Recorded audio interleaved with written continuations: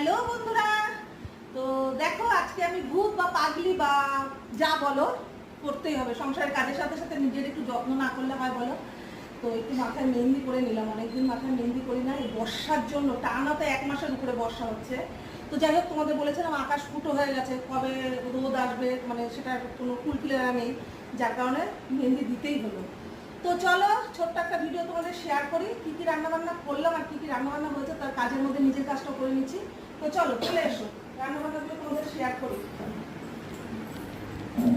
পারছি না গো, এত ঝড় বৃষ্টি রোদের মধ্যে, মানে বৃষ্টির মধ্যেও গরম।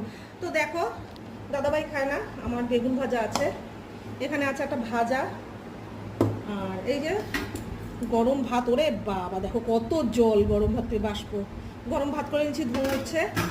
আর করেছি চিংড়ি দিয়ে পুঁই শাকের তরকারি, মানে পুঁই শাকের মধ্যে আছে আলু, কুমড়ো, বেগুন, বিনস, গাজর, ঝিঙে সব দিয়ে চিংড়ি মাছ দিয়ে পুঁই শাকের তরকারি।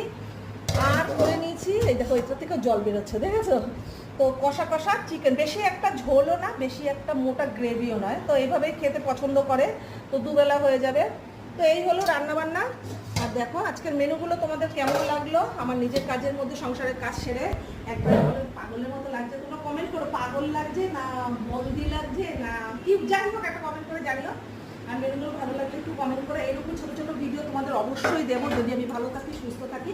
আর সর্বপ্রথমে যেটা বলা ছিল বলতে পারিনি, তোমরা যে যেখানে থাকো ভালো থেকো, সুস্থ থেকো, সাবধানে থেকো, আমার সাথে থেকো, আমার পাশে থেকো। সবাইকে লাভ ইউ। চলো টাটা।